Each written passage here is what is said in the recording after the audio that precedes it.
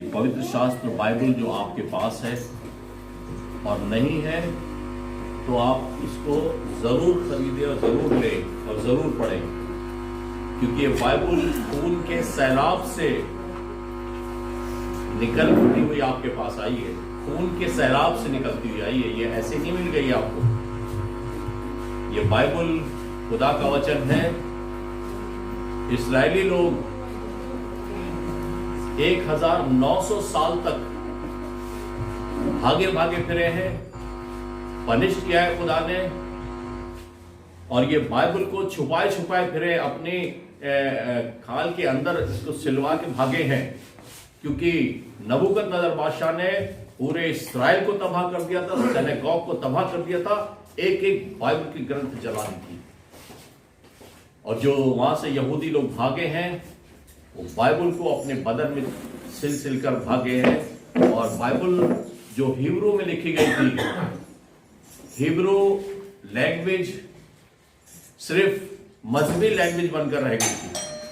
मैं ये बात आपको इसलिए बता रहा हूं ताकि आप जानें कि हिब्रू लैंग्वेज सिर्फ मजहबी लैंग्वेज का मतलब है सिर्फ पुरोहितों को मालूम था। हिब्रू सिर्फ फकी फरीसियों को पढ़नी आती थी, बाकी किसी को पढ़नी नहीं आती थी। और बाइबल में लिखा है 70 साल तक नबूकदनेस्सर बादशाह इनको अपनी कैद में ले गया था, और वहां से दूसरी लैंग्वेज वो जनरेशन सीख गई थी और हिब्रू लैंग्वेज खत्म हो गई थी। और इसीलिए हम खुदा का शुक्र करते हैं। उसके बाद यूनानी लोगों ने तबाह किया इसराइलियों को, फिर रोमी लोगों ने तबाह किया इसराइलियों को, और अब 1947 में इसराइल फिर से स्टैब्लिश हुआ, आजाद हुआ है। मुट्ठी भर इसराइली लोग। और खुदा ने इसलिए पनिश किया क्योंकि उन्होंने खुदा की मर्जी के मुताबिक कार्य नहीं किया था। जो लोग खुदा की मर्जी के मुताबिक काम नहीं करते, खुदा उन्हें पनिश करता है, चाहे वो अपने। हालांकि इस्राएल प्रॉमिस की संतान थी, खुदा ने प्रॉमिस किया था इस्राएल से, लेकिन क्योंकि ये कौम खुदा के काम को फैलाने में सक्षम नहीं हुई, खुदा के काम को आगे बढ़ाने में सक्षम नहीं हुई, इसलिए खुदा ने तितर बितर कर दिया इस कौम को और पूरी दुनिया में फैल गई। और अद्भुत इसकी हिस्ट्री है, कभी मौका मिलेगा तो मैं आपको बताऊंगा। लेकिन मैं चाहता हूं आप बाइबल जरूर पढ़ें, क्योंकि ये खून के सैलाबों से निकलती हुई आपके पास आई, आपके हाथ में है। बाइबल का एक पन्ना अरब कंट्रीज में कई $100 में बिकता है। लोग दौड़ते हैं इसको पढ़ने के लिए। हम लोग ट्रैक्स बांटते हुए रेलवे स्टेशन पे गए थे, तो हमने थैले भरे हुए थे ट्रैक्स के लिए, और हम ट्रैक्स बांटते थे। हमने बहुत सारे ट्रैक्स बांटे देवा के मेले में, और जगह जगह जाकर बाइबल को बांटा है और टैक्स बांटे। तो लोग दौड़ते थे हमारे पास, कहते थे कहीं से हमें दे दीजिए। बड़े बड़े महात्मा साधु लोग हमसे कहते थे हमें बाइबल चाहिए। लेकिन आपके पास ये बाइबल है और फिर भी नहीं पढ़ते, तो अफसोस। बाइबल की एक एक बातें लिखा, आसमान और जमीन टल जाएंगे लेकिन इसका एक बिंदी इधर से उधर नहीं होगा। इसलिए हम अपनी बातें कम और बाइबल की बातें हम लोगों को ज्यादा बताते, ताकि लोग सीखें, लोग जाने कि खुदा के कलाम से लॉ खुदा के चलेंगे, किसी चर्च के लॉ नहीं चलने वाले। चाहे हम कितने बढ़िया लॉ बना लें, लेकिन जो कुछ इसमें लिखा है इसी लॉ से आपका उद्धार है, बाइबल से आपका जिंदगी सुरक्षित है, नहीं तो नहीं है। लेकिन इससे पहले कि मैं अपने चर्च के कुछ डिसिप्लिन भी आपको बता दूं, क्योंकि ये चर्च जो है हमें डिसिप्लिन सिखाता है, हमें उठना बैठना, बात करने का तरीका। तो हम चाहते हैं हमारा चर्च इस बात को सीखे ताकि मसीहत की बदनामी ना हो।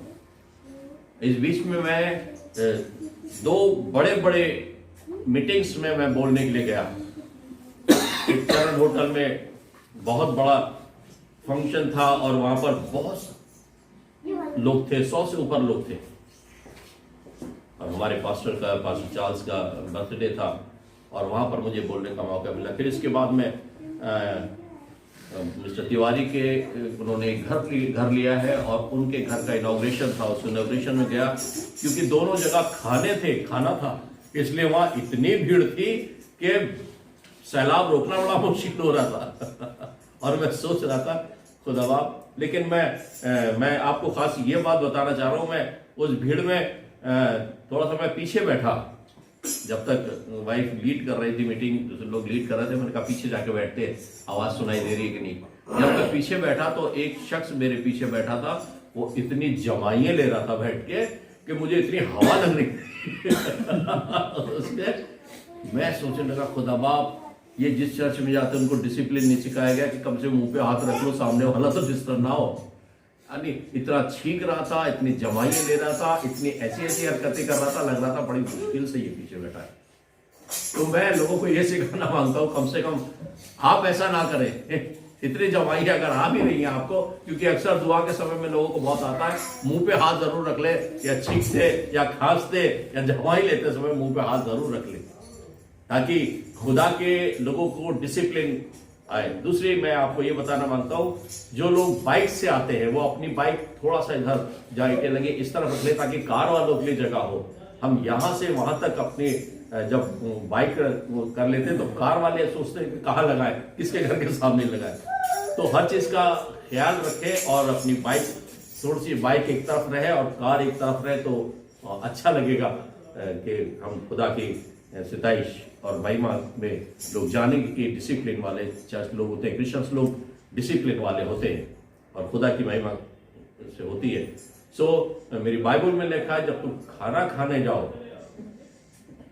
तो अपनी प्लेट को ऐसे मत भर लेना, खाया ना जाए उससे दुगना, उसके बाद आधा खा के फेंक दो, लेकिन थोड़ा थोड़ा लो, लेकिन कई बार लो, लेकिन थोड़ा थोड़ा लो, और बर्बाद ना हो खाना, इसका भी ख्याल रखें। क्योंकि मैं जहां मीटिंग में गया हूं, इस बीच में इस पूरे हफ्ते हमने बहुत मीटिंग्स करी है और बहुत जगह कर गए, तो हमने बड़ा इनडिसिप्लिन देखा है। लेकिन मैं चाहता हूं मेरे लोग जहां पर हों डिसिप्लिन सीखें और खुदा की महिमा करें। खुदा के कलाम से हम एक खूबसूरत आयत पढ़ेंगे जो आपको आशीषित करेगी।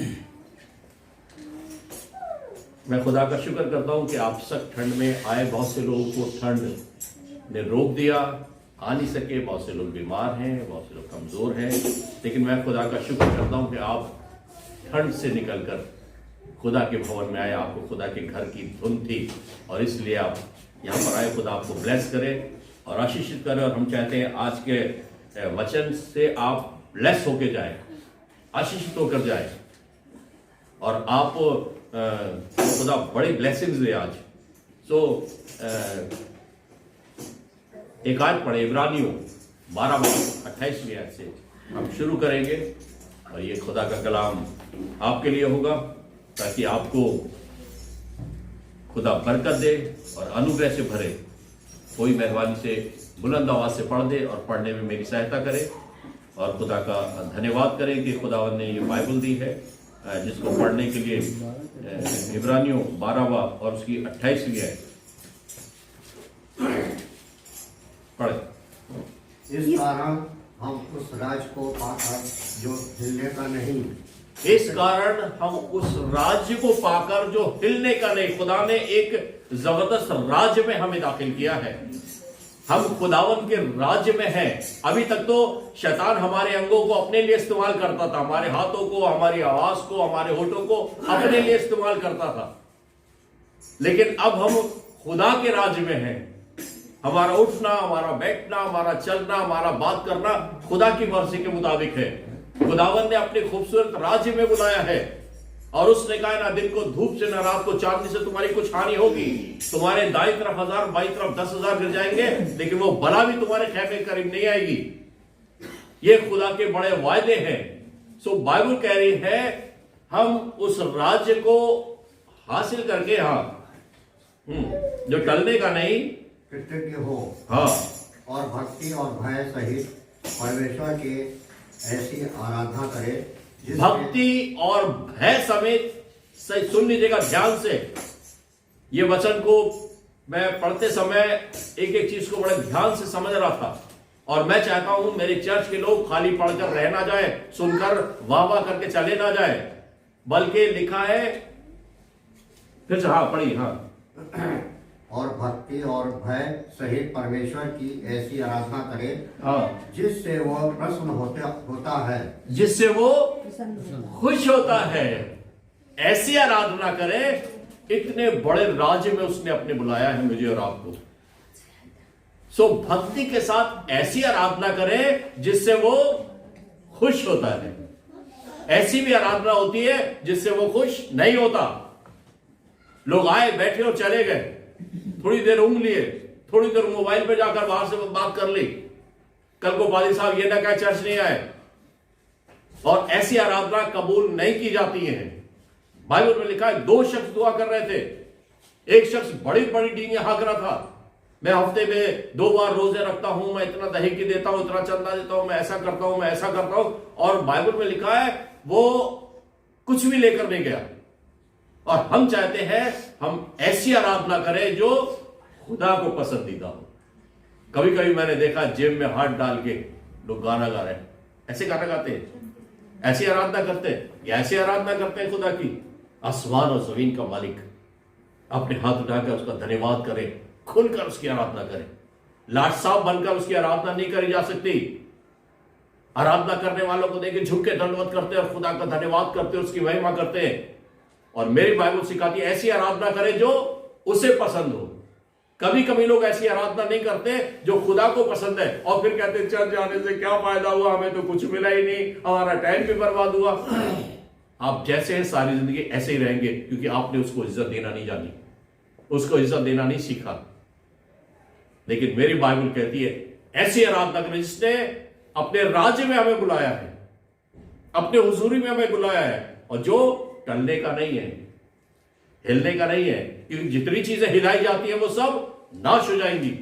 यह आसमान बड़े हड़ाहट के साथ जाता रहेगा, ये जमीन इसके एक एक कण तिप्त होकर पिघल जाएंगे। लेकिन जिस राज में खुदा ने हमें बुलाया वो कभी टलने का नहीं है। खुदा का शुक्र करें इस बात के लिए, खुदा ने अपनी महिमा के लिए बुलाया है। और उसने ये वादा किया है कि तुम्हारे दाईं तरफ 1000, बाईं तरफ 10,000 गिर जाएंगे, वो बला तुम्हारे करीब नहीं आएगी, क्योंकि तूने उसके नाम को जान लिया है। इसलिए मैं तुझे आशीष दूंगा और बरकतें दूंगा। ऐसी आराधना करें जो खुदा को पसंदीदा हो, खुदा को अच्छी लगे। इसकी 15वीं आयत पढ़े, इसी की 15वीं आयत। हाँ, और ध्यान से देखते रहो, और ध्यान से देखते रहो, ऐसा न हो कि कोई परमेश्वर के अनुग्रह से वंचित रह जाए। अनुग्रह से वंचित रह जाए। तो ऐसा ना हो कोई खुदा के अनुग्रह से वंचित रह जाए। आप बहुत बड़ा आप मालिक हैं और आपने लोगों का खाना किया है, तो अपने सर्वेंट से कहेंगे, अपने वॉलंटियर से कहेंगे ध्यान से देखना, किसी को कोरमा कम ना मिले, कोई भूखा ना चला जाए, किसी के पास पानी कमी ना हो। वैसे आसमान और जमीन का मालिक कहता है ध्यान से देखते रहो, कोई इस अनुग्रह से वंचित ना रह जाए। अनुग्रह बहुत काम की चीज है। अगर आपके पास अनुग्रह है तो कोई बीमारी तुम्हारे खैमे के करीब नहीं आएगी, कोई रोना पीटना तुम्हारे खैमे करीब नहीं आएगा। तुम्हारे बच्चे भी अनुग्रहकारी होंगे, अनुग्रह से भरे रहेंगे। तुम्हारी वाइफ अनुग्रह से भरी रहेगी। ना तुम्हारे कुप्पी का तेल खत्म होगा ना आटा, क्योंकि अनुग्रह है तुम्हारे घर में। खुशियां उमड़ती, लिखा है तेरे खत्ते से खुशियां उमड़ती रहेंगी। यह है खुदा का अनुग्रह घर में। छोटी सी कमाई में बड़ी सी बरकत, यह है खुदा का अनुग्रह। ऐसा ना हो तुम में से कोई अनुग्रह से वंचित रह जाए, जैसी आए हो वैसी चले जाओ। ऐसा नहीं हो। ध्यान से देखना, यहां पर आना बेकार ना जाए आपका, क्योंकि उसने अपने अनुग्रह में बुलाया है, अपनी आशीष में बुलाया है। वंचित रहना ना जाओ। मेरा खुदा हमें बताता है कि इसके 4 बाब की मेहरबानी से 16 आयत, इब्रानियों 4 बाब उसकी 16 आयत। इसलिए हाँ, आओ हम अनुग्रह के सिंहासन के निकट हियाव बांध कर चले। इसलिए उसके अनुग्रह के सिंहासन के पास हियाव बांध कर चले, कि हम पर दया हो, कि हम पर दया हो। हाँ, और वो अनुग्रह पाए जो आवश्यकता के समय हमारी सहायता करे। Praise God. ये अनुग्रह आवश्यकता के समय में आपकी सहायता करेगा। आपके दोस्त छूट जाएंगे, आपके रिश्तेदार छोड़ जाएंगे, खुदा का अनुग्रह आपकी सहायता करेगा। अगर कोई बीमार है, अगर आप उस घर में पहुंच गए तो खुदा का अनुग्रह से वो घर भर जाएगा, बीमार चंगे हो जाएंगे, अद्भुत काम हो जाएंगे आपकी जिंदगी में। जहां रोना और पीटना है, सिर्फ आपके साथ साथ ये अनुग्रह चलेगा और लोग कहेंगे यार कितना बढ़िया आदमी, इसके घर में पैर रखते ही कितनी आशीषें हमने महसूस करी हैं। लोग महसूस करेंगे। मेरी बाइबल में लिखा है यूसुफ को उसके भाइयों ने उठाकर जेल में डाल दिया, एक पोतीफर के हाथ में भेज दिया और उसके घर में इतना अनुग्रह आ गया, इतना अनुग्रह आया उसके घर में, और वो कहने लगा यार ये इस आदमी के साथ तो खुदा रहता है। क्या खुदा को देख लिया उसने? उसके नहीं, अनुग्रह को देखा उसने, इस आदमी के साथ अनुग्रह चलता है। और पोतीफर ने कहा मालिक तो मैं हूं, लेकिन तेरे बगैर कोई हाथ पैर नहीं हिला पाएगा। सारा अथॉरिटी उसके पास, सारा अधिकार उसके पास, इतना अनुग्रह है, इतना अनुग्रह उसके घर में, आशीष भर गया। फिर भी गलत इल्जाम में जेल में डाल दिया गया। जेल में दरोगा ने देखा यार इसके साथ तो खुदा रहता है। ये होते हैं अनुग्रह के। अनुग्रह बहुत काम की चीज है। हम चाहते हैं कि आप इस अनुग्रह को लेकर जाएं, इस आशीष को लेकर जाएं, और ध्यान से देखते रहो कोई इस अनुग्रह से वंचित ना रह जाए। अनुग्रह लेके जाए। मेरी इच्छा यह है कि यहां से हर शख्स जो भी आता है बड़े अनुग्रह से भर के जाए और ऐसी आराधना करे जो खुदा को पसंद आए, जो खुदा को पसंद आए। दिखाने के लिए न हाथ उठाए, न गाने का, न महिमा गाए, ऐसे गाए आत्मा से खुदा को पसंद आए। खुदा हम सिर्फ तेरे लिए आए हैं, सिर्फ तेरी उपासना करेंगे, हम तुझे इज्जत देंगे, चाहे लोग हमें कुछ भी समझे। दाऊद ने मिकाएल से, अपनी वाइफ से, जो बड़े शाऊल की बेटी थी, मिकाएल से कहा मैं खुदा के सामने ऐसे ही नाचा हूं और ऐसे ही नाचता रहूंगा, तू बेवकूफों जैसी बातें मत कर। उसने मुझे घूरे से उठाकर राजाओं के बीच में बिठाया है और इतना राज सिंहासन दिया है, मैं इसलिए उसके सामने हाथ उठाता हूं, उसके सामने नाचता हूं। हालांकि उसने कहा इतना बड़ा बादशाह, उसको नहीं पता ये अहद के संदूक के सामने, आम लोगों के सामने नाच रहा और गा रहा है। उसने मन ही मन में उसको तुच्छ जाना था। लेकिन दाऊद ने कहा मैं किसी इंसान के सामने नहीं, मैं अपने खुदा की महिमा करता हूं। इसलिए खुदा ने कहा दाऊद का दिल मेरे दिल से मिल गया।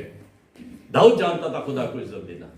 मैं नाचूंगा, मैं गाऊंगा दाऊद की तरह और उसकी महिमा करूंगा। हम खुदा का शुक्र करते हैं। अनुग्रह ऐसा ना हो कोई अनुग्रह से वंचित रह जाए। अनुग्रह बहुत काम की चीज है जो आपको आशीष से भर देगी, ब्लेसिंग से भर देगी। मैं चाहता हूं एक क्लिप मैं चाहता था यहां पर लगा दिया जाता ताकि मैं वो बात आपको बताऊं। कहाँ गया क्लिप, है ना? एक क्लिप मैं चाहता हूं आप लगा ले। मेरी बाइबल में लिखा हुआ है कि आपने क्लिप, अच्छा मैं चाह रहा था कि हालांकि वो चीजें आपने देखी हैं, आपने आप लोग जानते हैं, लेकिन फिर भी उस क्लिप में अगर आप देखेंगे तो आपको और अच्छा समझ में आएगा।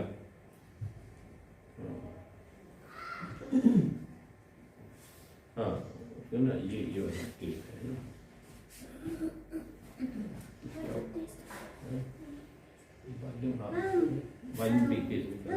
वॉल्यूम इसके ऊपर दिए। ये मैं एक मिनट, है ना, इसके बाद मैं बताता हूँ। एक मिनट, ये क्लिप दिखा रहा हूँ आपको। इसके बारे में आपने बहुत बार सुना होगा। ये उस लेडी की कहानी है जो व्यभिचार में पकड़ी गई थी। और ये मैं इसलिए आपको बता रहा हूं कि खुदावन यीशु मसीह के लोग फिराक में थे। नहीं, ये वाला में लोग इस फिराक में थे कि यीशु मसीह को किस तरह से पकड़वाएं। यहूदी लोग, लिखा है वो अपने घर आए और अपने लोगों ने उसे पसंद नहीं किया, उसे ग्रहण नहीं किया और हमेशा पकड़वाने की धुन में रहते थे। फिर निकोदेमुस आया और निकोदेमुस ने कहा नहीं, खुदा के कलाम के अनुसार कोई इस पर हाथ नहीं डाल सकता, आप इसे पकड़वा नहीं सकते ऐसे। तो खुदावन यीशु मसीह ये सब कह के जैतून पहाड़ पर चले गए और वहां सारी रात दुआ में बिताई। और दुआ में बिताने के बाद जब लौट के आए तो लौट के चर्च में लोगों को पता चला ये चर्च के वरांडे में बैठे हैं, तो वहां पर ढेर सारे लोग आ गए और खुदावंद यीशु मसीह वहां उनको प्रीच करने लगे। जब वो प्रीच कर रहे थे तो वहां एक औरत आई। हाँ, yes,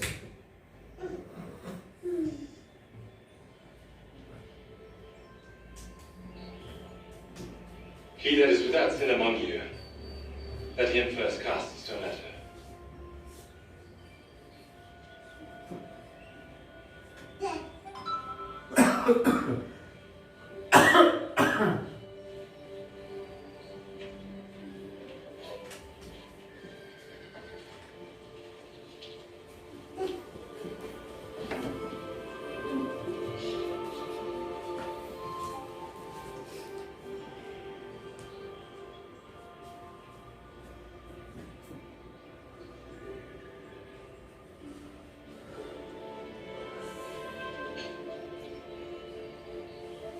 Woman,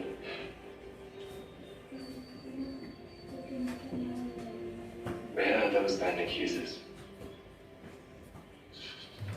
Hath no man condemned thee?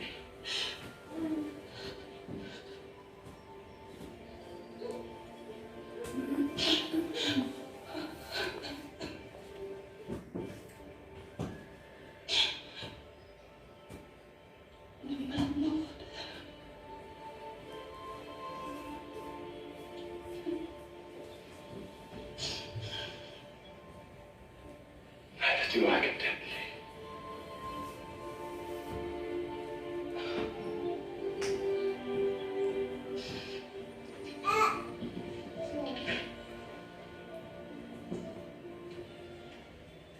Go and sin no more.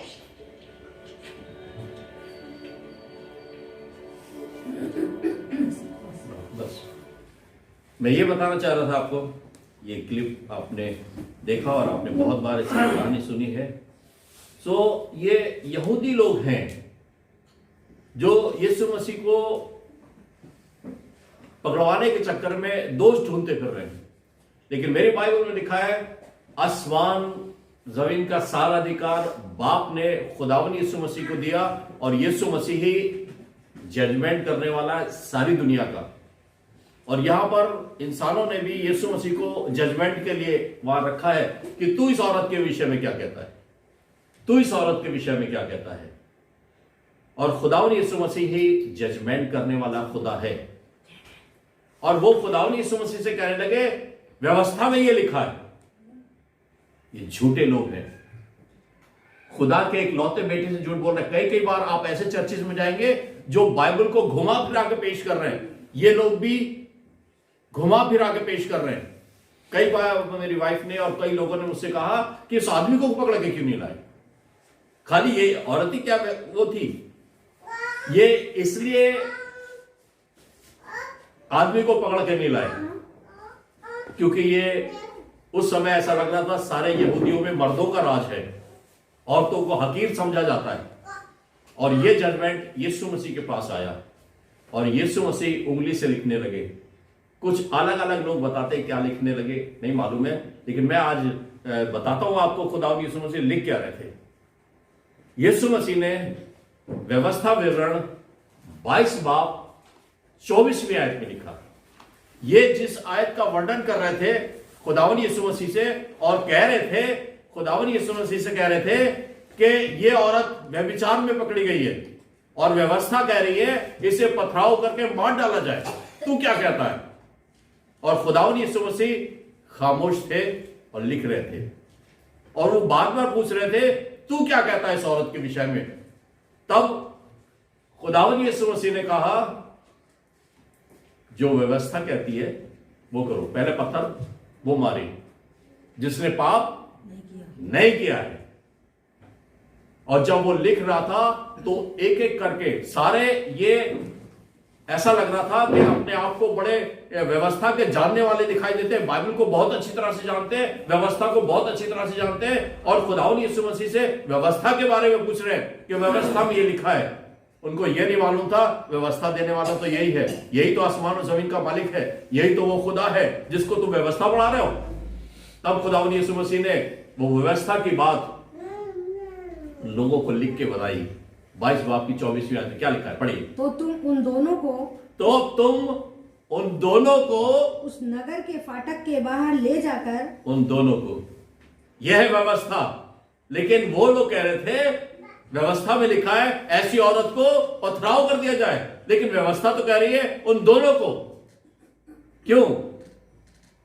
क्योंकि गरीब आदमी को, हर आदमी चाहे उसने गुनाह ना भी किया हो तो भी दोषी ठहराएंगे, तो भी मारेंगे।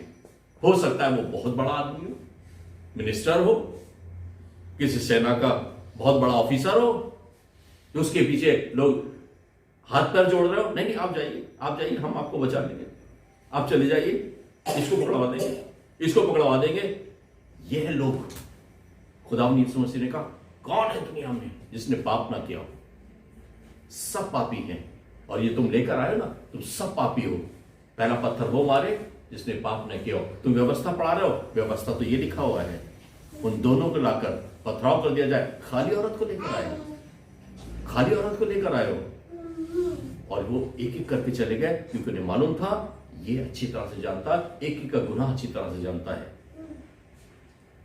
कभी कभी हम भी उसकी अनुग्रह से वंचित रहते हैं, गलत लोगों को टीच करके, गलत बातें बताकर, गलत इल्जाम लगाकर, उसकी लड़की ने ऐसा किया, उसके लड़के ने ऐसा किया, फलाने ने ऐसा किया, फलाना वो चोर है, अरे हम उसके बारे में कहा जाए, सबने गुनाह किया, सबने गुनाह किया। और दुनिया में कोई ऐसा नहीं है। मेरी बाइबल में लिखा है, मैं मां के पेट से, भजन संहिता मैं सोचता हूं 51 और उसकी 5वीं आयत में लिखा है, मैं अधर्म के साथ मां के पेट में पड़ा था। हम तो पैदा होते ही पापी है, अधर्म के साथ मां के पेट में पड़ा था।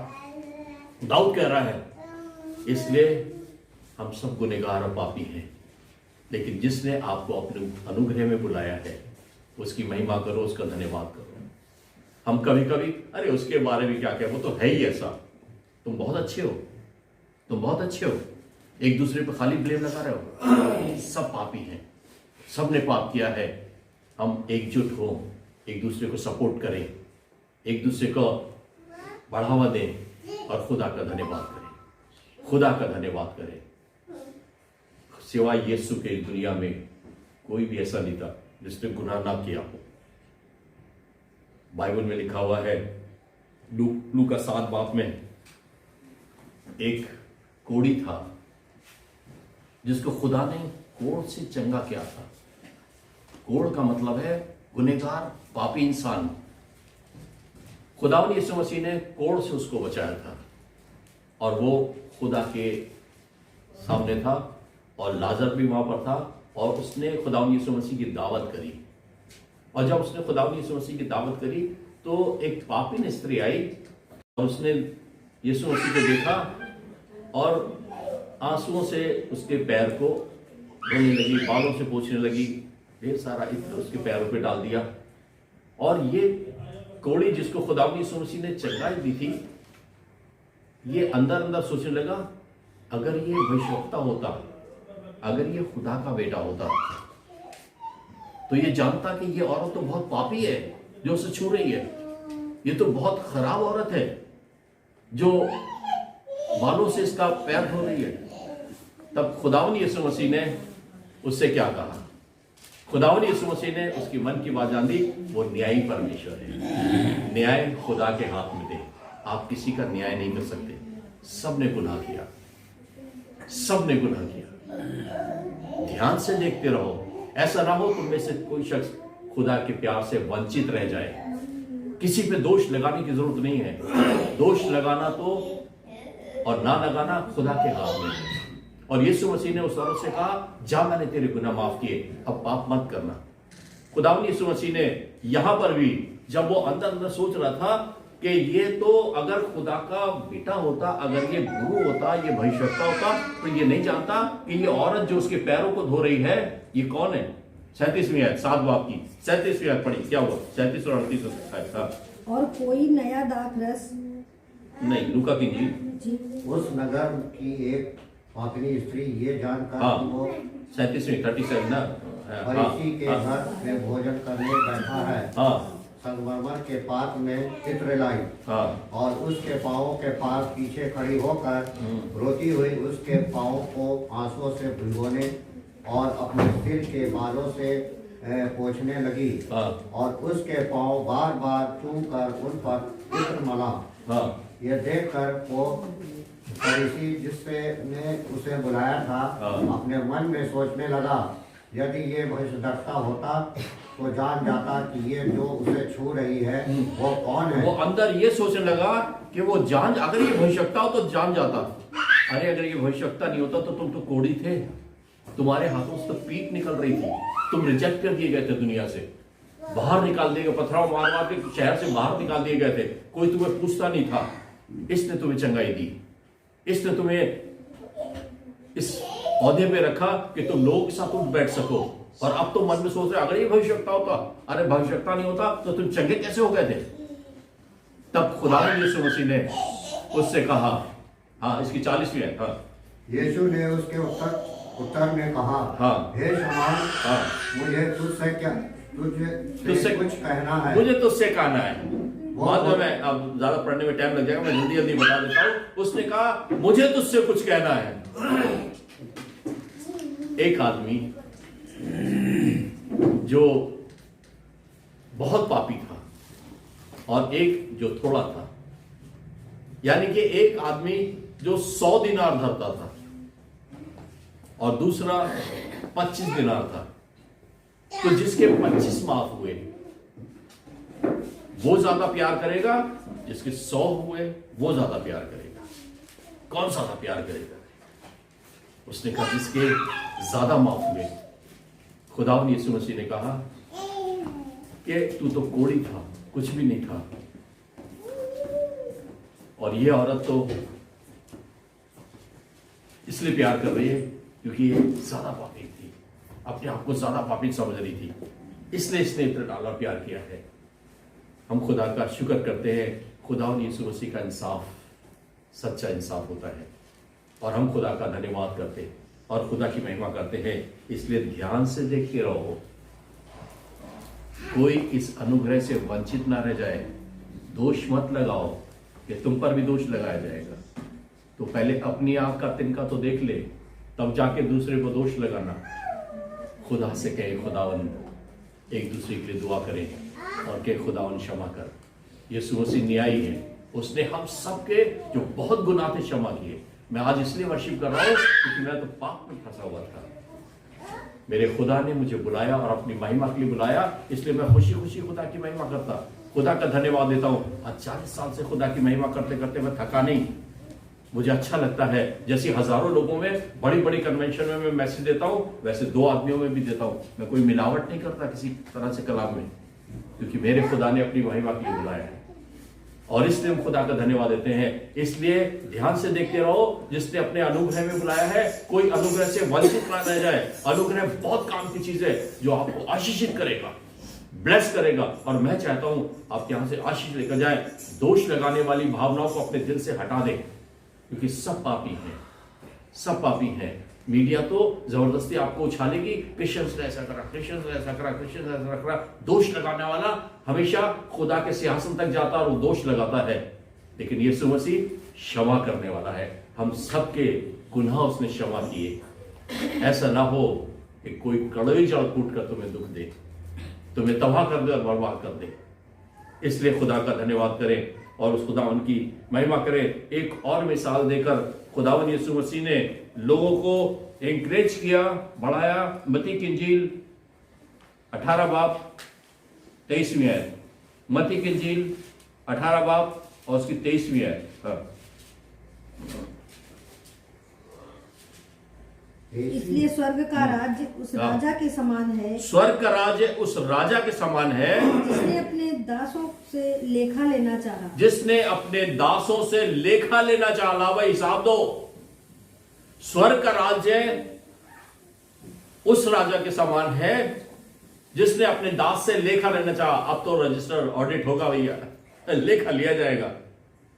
क्या हुआ फिर? हाँ, जब वो लेखा लेने लगा जब वो लेखा लेने लगा तो एक जन उसके सामने लाया गया, हाँ, जो 10,000 तोड़े धरता था। तो जो 10,000 तोड़े रखता था, इतना ज्यादा कर्जेदार था मालिक का। मालिक समझ गया, उसने कहा अगर इसका सारा खानदान भी कमाएगा तो सारी जिंदगी ये 10,000 चुका नहीं पाएगा। इसकी बीवी काम करे, इसके बच्चे काम करे, ये भी काम करे, तब भी चुका नहीं पाएगा, इतना कर्जदार है। मालूम है मालिक ने क्या करा? मालिक समझ गया ये चुका नहीं पाएगा। मालिक ने कहा तेरे क्षमा हुए, तेरे क्षमा हुए। आगे हाँ, क्या हुआ? जबकि चुकाने की उसके पास कुछ न था, जब चुकाने के लिए उसके पास कुछ नहीं था, तो उसके स्वामी ने कहा कि ये और इसकी पत्नी और लड़के वाले और जो कुछ इसका है सब बेचा जाए, हाँ, और ये कर्ज चुका दिया जाए। हाँ। इस पर उस दास ने गिरकर उसे प्रणाम किया और कहा, हे स्वामी धीरज धर, हाँ। मैं सब कुछ भर दूंगा। मैं सब कुछ भर दूंगा, धीरज धर स्वामी, मुझे क्यों बहुत कर्जदार हूं। हम तो सर से पांव तक गुनाह में फंसे हुए थे। खुदा ने अपने बेटे के नाम से हमारे सारे गुनाह माफ किए, हमारा सारा कर्जा माफ किया। क्या ये छोटी बात है? इसलिए यीशु मसीह ने कहा मेरी यादगार में ऐसे ही किया करो, मैंने तुम्हारा कर्जा चुका दिया है। एक एक कर्जा खुदा यीशु मसीह ने मेरा और आपका चुका दिया है।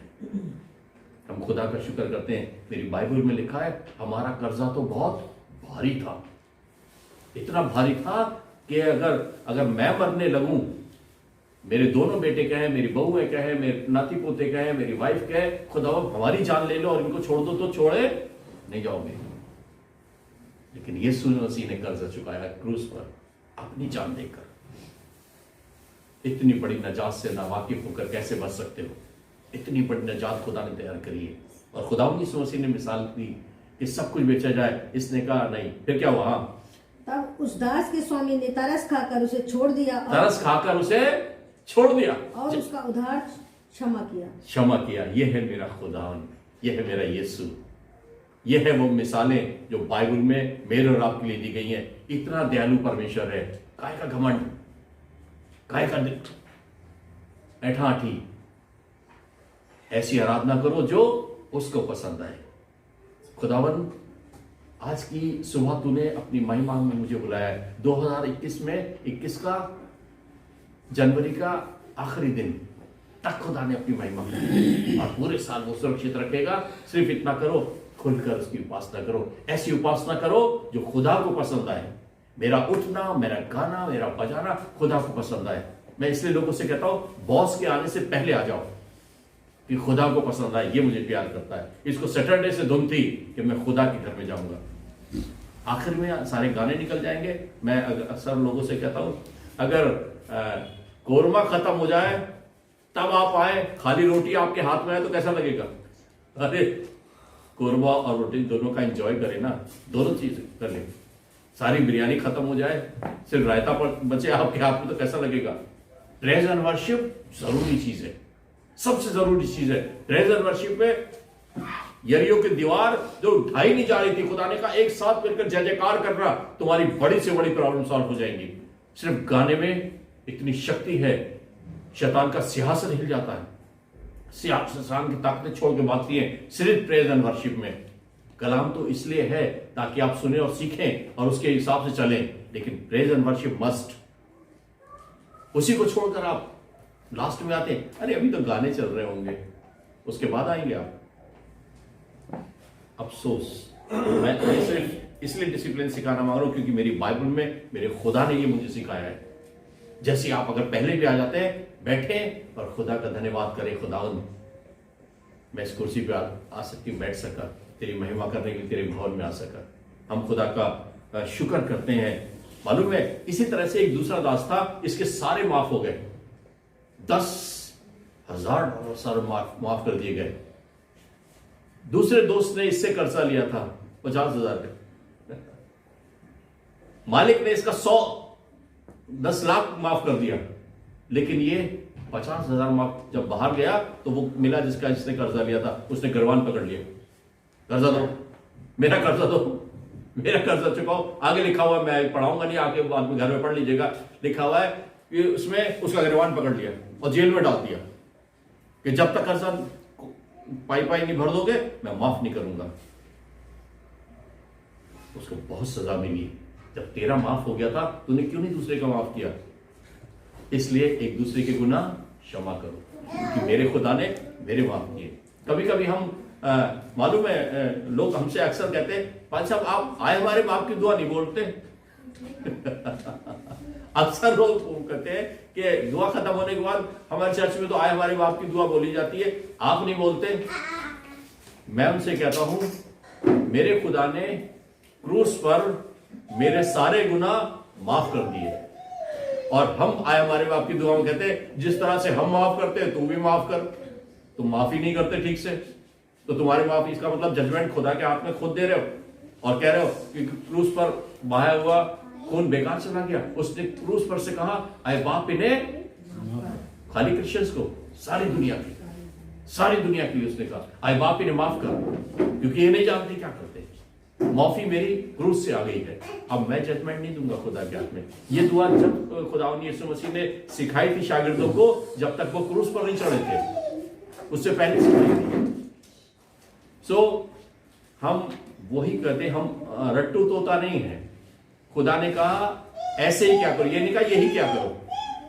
जितनी दुआ होगी इसी पैटर्न पे होगी, ऐसे ही। ये नहीं लिखा उसमें यही क्या करो, हम यही रटने में लगे हुए। बहुत सी चीजों को हम उसको गलत तरीके से एक्सप्लेन करते हैं, लेकिन हम खुदावंद का शुक्र करते हैं कि खुदावंद का कलाम हमें बताता है। एक आयत पढ़े मेहरबानी से, और वो आपके लिए आशीष का कारण बनेगी। यूहन्ना की इंजील 1 बाब की 16 आयत। यूहन्ना की इंजील 1 बाब और उसकी 16 आयत। क्योंकि उसकी परिपूर्णता में से हम सब ने प्राप्त किया, अर्थात अनुग्रह पर अनुग्रह। उसकी परिपूर्णता से हमने पाया अनुग्रह पर अनुग्रह, अनुग्रह पर अनुग्रह। ये अनुग्रह बहुत काम की चीज है। आपके साथ अनुग्रह चलेगा खुदा का। उस ट्रेन का कभी एक्सीडेंट नहीं हो सकता जिसमें आप बैठे हैं, खुदा का अनुग्रह है। 1 बाब की 16 आयत है यूहन्ना की इंजील 1 बाब की 16 आयत। हमने उसकी परिपूर्णता से पाया अनुग्रह पर अनुग्रह। उस कार का, उस गाड़ी का एक्सीडेंट हो नहीं सकता जिस पर आप बैठे हैं, क्योंकि खुदा का अनुग्रह है, खुदा का अनुग्रह है। उस कुप्पी का आटा खत्म नहीं हो सकता जो आपके पास है। जो आपके बच्चे हैं उनको कोई हाथ नहीं लगा सकता, क्योंकि खुदा का अनुग्रह है। इसलिए ध्यान से देखते रहो, ऐसा ना हो कोई इस अनुग्रह से वंचित रह जाए। खुदा का अनुग्रह आपके साथ साथ चलेगा। रात को आग का सतून बनकर, दिन को बादल का सतून बनकर खुदा का अनुग्रह आपके साथ साथ चलेगा, और कोई बला तुम्हारे खेमे के करीब नहीं आएगी। आओ उसके तख्त के सामने ध्यान बांध कर चले, वहां से अनुग्रह मिलेगा जो मुसीबत के दिन आपकी सहायता करेगा, जो मुसीबत के दिन आपकी सहायता करेगा। आप मजबूत होंगे, आशीषित होंगे। इन लोगों की फकी फरीसियों की तरह नहीं, जो उस औरत पे दोष लगा रहे थे और गलत बाइबल लोगों खुदा को समझा रहे थे, गलत बातें समझा रहे थे। खुदा ने कहा उन दोनों को पकड़ के लाओ, लेकिन सारी दुनिया में प्रचलित है खाली औरत को पकड़ के लेकर आए, खाली औरत को पकड़ के लेकर। गलत, क्योंकि हम बाइबल नहीं जानते, हम खुदा के कलाम को नहीं जानते, हम लॉ नहीं जानते। इसलिए शैतान यीशु मसीह से कहने लगा इस पत्थर से क्या रोटी बन जा। खुदा यीशु मसीह ने कहा इंसान रोटी से नहीं बल्कि उसके वचन से जीवित रहेगा। हम रोटी के लिए चर्च छोड़ देते हैं। रोटी आज बनानी है, 3 टाइम का खाना बनाना पड़ता है, 4 तरह की सब्जी के बगैर तो ये खाना ही नहीं खाते।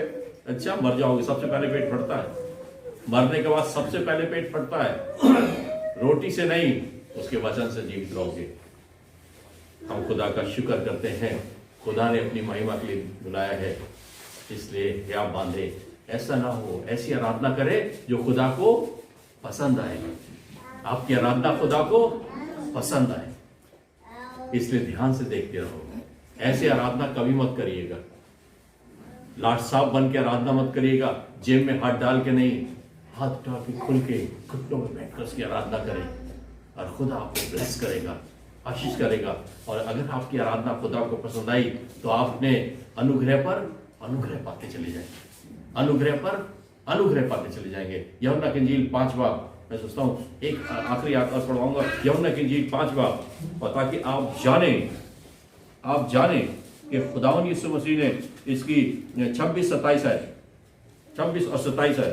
क्योंकि जिस रीति से पिता अपने आप में जीवन रखता है, उसी रीति से उसने पुत्र को भी यह अधिकार दिया है। पुत्र को भी अधिकार दिया है। खुदावन यीशु मसीह को पूरा अधिकार दिया है। बाप अलग है, अब उसने बेटे को सारा अधिकार दिया है। जिस तरह से बाप अपने में जीवन रखता है, उसने बेटे को भी अधिकार दिया है वो जीवन रखे, और जिसको चाहे मुर्दों को जिंदा कर दे, अंधों की आंखें खोल दे, कोढ़ी को पाक साफ कर दे, पैरालाइज को चंगा करने वाला खुदावन ने अधिकार दिया। आगे कि अपने आप में जीवन रखे, अपने आप में जीवन रखे। वरन उसे न्याय करने का भी अधिकार, उसे न्याय करने का अधिकार है। आपका न्याय यीशु के हाथ में है। इंसाफ का तराजू यीशु के हाथ होगा। जो भी तू कर रहा है यीशु वो देख रहा है। उसकी आराधना दिल, जान और आत्मा से करे। न्याय यीशु के हाथ में है। ये लोग जब यीशु के पास लाए तो यीशु ने न्याय किया, और यीशु ने कहा, बेटी किसी ने तुझ पर हाथ नहीं उठाया, किसी ने पत्थर नहीं मारा। उसने कहा नहीं, सब छोड़कर चले गए। यीशु ने कहा जा पाप मत करना। अभी पिछले दिनों जितने लोगों ने बैप्टिज्म लिया उसमें से मैं गिन रहा था सिर्फ 2 ही लोग यहाँ पर हैं। बाकी खुदा के अनुग्रह को हल्का समझा, खुदा के प्यार को हल्का समझा, जिसने आपके सारे पाप क्षमा किए, धो दिए। बाकी लोग कहाँ हैं? समय समय पर आते हैं। धोखा ना खाओ, परमेश्वर ठट्टों में नहीं उड़ाया जाता। ठट्टों में परमेश्वर नहीं उड़ाया जाता है। ध्यान रखें और ऐसी चाल चलें जो खुदा को पसंद आए। हम दुआ करें और खुदा का धन्यवाद करें आज की अच्छी सुबह के लिए। खुदावन ने सख्त ठंड से हम सब की हिफाजत करी और अनुग्रह में रखा। मैं खुदा का शुक्र करता हूँ। यहाँ ना कोई छींक रहा है और ना कोई खांस रहा है, प्रेज़ द लॉर्ड, क्योंकि सब खुदा के अनुग्रह से भरे हैं और कोई ठंड असर नहीं कर पा रही। हम खुदा का धन्यवाद करें। आइए दुआ। आसमान और जमीन के मालिक, हमसे बेहद प्यार करने वाले खुदावन, हम शुक्र करते हैं खुदावन इस बड़े अनुग्रह के लिए। जहां जहां इनके पांव का तलवा टिके खुदावन, सरफराज इनके कदमों को चूमे, कोई भी काम इनके हाथ से बिगड़ने ना पाए। ये अनुग्रह पे अनुग्रह पाते चले जाए। तेरे सिंहासन के सामने तेरी उपासना ऐसे करे खुदावन जो आपको पसंद आए। जिस तरह से दाऊद नाचता और गाता और तेरी महिमा करता था खुदावन, आज की खुदावन सुबह हमने तेरी आराधना करी। अगर कोई कमी रह गई है खुदावन तो उसको आने वाले समय में हम पूरा करने पाए खुदावन, और तेरी आराधना में आगे बढ़ते चले जाए। हे पिता परमेश्वर, सबको ब्लेस करिए, सबको ब्लेस करिए। इनके हाथ से कोई काम ना बिगड़ने पाए खुदावन। इनकी छोटी सी कमाई खुदावन शैतान व्यर्थ में ना गंवाने पाए। हे पिता परमेश्वर को ब्लेस करना, इनके बच्चों को ब्लेस करना, इनके बुजुर्गों को ब्लेस करना, इनके जवानों को ब्लेस करना, आने जाने में इनकी रक्षा करना, और ये 2021 सबके लिए आशीष का कारण बने। तेरे किसी उपकार को कभी ना भूलें और तुझ में आगे और आगे बढ़ते चले जाए। सब कुछ को आपके हाथ में देते हुए सब कुछ आपके प्यारे बेटे यीशु मसीह के नाम से मांगते हैं, आमीन। हमारे खुदावन यीशु मसीह का फजल, खुदा बाप की मोहब्बत, बाप गुरु की रिफात और शराकत अब से लेकर हमेशा तक हम सबों के साथ होती रहे, आमीन। खुदा आपको बरकत दे। छोटे बेटे का